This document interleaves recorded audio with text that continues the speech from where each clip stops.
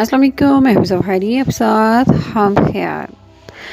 जैसे कि हम पहले भी बात कर चुके हैं कि हर इंसान के अंदर 3 सिस्टम काम करते हैं। एक ये ज़ाहिरी इंसान, दूसरा जिसे हम रूह कहते हैं, और तीसरा नफ्स, जिसके बारे में कुरान पाक कहता है कि हर नफ्स को मौत का जायका चखना है, यानी नफ्स के लिए मौत है। और ये ज़ाहिरी जिस्म, जब नफ्स को मौत आ जाती है तो इस ज़ाहिरी जिस्म को हम कब्र में रख देते हैं, या फिर से जला दिया जाता है, या फिर पानी में बहा दिया जाता है। अब बाकी रूह रह जाती है और रूह फरिश्ते अपने साथ ले जाते हैं। अब यहाँ सवाल ये किया जाता है कि रूह कहाँ जाती है। आइमा मासूमीन अलैहिस्सलाम ने बताया कि रूह आलम बाला में मकाम बरज़ख में चली जाती है।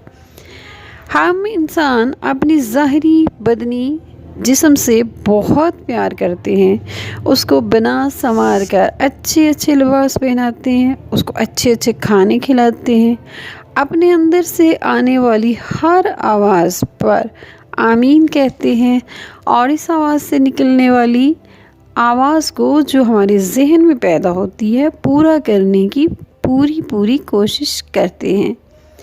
ये हमारे अंदर से उठने वाली आवाज़ अच्छाई या बुराई की आवाज़ होती है। कुछ इसे ज़मीर की आवाज़ कहते हैं, तो कुछ इसे अल्लाह की तरफ से अल्हामी ख्याल समझते हैं, तो कुछ लोग इसे अपना वहम जानते हैं। अल्लाह ताला ने अपनी आसमानी किताबों को जो अपने पैगंबरों पर उसने उतारी, इसमें बताया कि जो असूल हम बता रहे हैं, जो अल्लाह की ज़ुबान में हलाल और हराम हैं, उन ख्यालात उनके मुताबिक ज़िंदगी गुजारो। वो ख्यालात जो तुम्हारे नफ्स की तरफ से तुम्हारे अंदर पैदा होते हैं, उन पर अमल ना करो। अब हर इंसान को अपने अंदर 3 मौजूद फंक्शंस को समझना है। नंबर 1, ज़ाहिरी जिस्म यानी बदन का इल्म। नंबर 2, नफ्स का इल्म, जो हर इंसान के अंदर छुपा हुआ है, नज़र नहीं आता, हमें उसका भी इल्म हासिल करना चाहिए। तीसरा इल्म रूह का इल्म, जो कि हमारा असल जिस्म है और हमारा असल घर यानी जन्नत से ताल्लुक़ रखता है। अहले इल्म बताते हैं कि इल्म, चाहे वो यानी दुनियावी इल्म है, रूहानी इल्म है, दीनी इल्म है, अहले इल्म बताते हैं कि इल्म जबर से हासिल होता है। जो भी इंसान इल्म हासिल करता है, अपनी ज़ात पर उसे जबर करना पड़ता है। वो अपनी ख्वाहिशात को एक तरफ रख कर अपनी सारी तवज्जो इल्म की तरफ करता है। आखिरकार कई सालों की मेहनत और जबर के साथ वो अपना इल्म जो वो हासिल करना चाहता है हासिल कर लेता है। इस सारी गुफ्तगू का हासिल ये है कि हर इंसान अपने अंदर को जाने।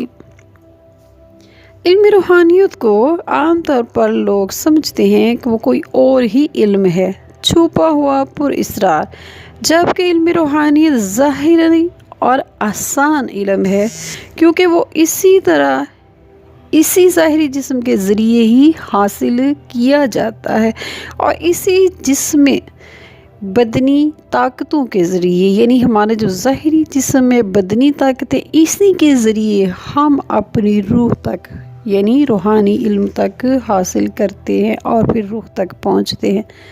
सांस की मशक इस इल्म का पहला स्टेप है। जैसा कि यानी जब तक हम अपने नफ्स को अपना दोस्त ना बना लें, इस वक्त तक हम रूहानी सिस्टम में तल्लुक़ नहीं रख सकते। इल्म रूहानी सीखने के लिए अपने नफ्स को पाक साफ़ करना ज़रूरी है, क्योंकि पाकी गंदगी में हासिल नहीं हो सकती। यानी जब तक हम अपने नफ्स को अपना दोस्त ना बना लें, उस वक्त तक हम रूहानी सिस्टम में قدم نہیں رکھ سکتے، تعلق نہیں رکھ سکتے۔ نفس کا مقام انسانی جسم میں ناف کا مقام ہے، یعنی مقام ناف ہی ہر انسان کے جسم میں مقام نفس ہے۔ مقام ناف ہی ہر انسان کے جسم میں مقام نفس ہے۔ اگر کوئی شخص یہ چاہتا ہے کہ وہ روحانی علم حاصل کرے تو سب سے پہلے وہ اپنے نفس کو پاک کرے گا۔ انسان چاہے وہ عورت ہے یا مرد، اگر اس کا رجحان یا سوچ جن سے مخالف کی طرف رہتا ہے، یعنی اگر عورت ہے تو وہ مردوں کے بارے میں زیادہ سوچتی ہے، یا مرد ہے تو اس کی سوچ عورت کی طرف ہی رہتی ہے، یا پھر وہ خود لذتی میں مبتلا ہے، تو ایسا شخص آسانی سے روحانی دنیا میں قدم نہیں رکھ سکے گا۔ ایسے انسان کو سب سے پہلے اپنے نفس کی طرف توجہ دینی ہوگی۔ وہ سانس کی مشق کرے اور اپنی آنکھیں بند کر کے مقام ناف پر اپنی انگلی سے اسم ذات اللہ لکھے، اور پھر یہ اپنے ذہن میں تصور کرے کہ اس کی ناف پر اسم ذات اللہ نیلے رنگ میں لکھا ہوا ہے۔ سونے سے پہلے، نماز کے دوران، یا جب بھی اسے خیال آئے وہ یہ تصور کرے کہ اس کی مقام ناف کے اوپر اسم ذات اللہ نیلے رنگ میں لکھا ہوا ہے۔ کچھ ہی دنوں میں اس کا ذہن خود بخود اسم ذات اللہ کی طرف چلا جایا کرے گا۔ وہ خود محسوس کرے گا کہ اس کے مقام ناف پر اسم ذات اللہ نیلے رنگ میں پھیلنا شروع ہو لکھا ہوا ہے، اور اس کا رنگ پھیلتا ہوا اسے محسوس ہوگا، اور یوں اس کا نفس آہستہ آہستہ نورانی ہونا شروع ہو جائے گا۔ جب اس کا نفس نورانی ہونا شروع ہوگا تو پھر اس کے اندر سے گندگی اور اندھیرے بھی کم ہونا شروع ہو جائیں گے۔ وما علینا الا البلاغ المبین۔ والسلام علیکم ورحمۃ اللہ وبرکاتہ۔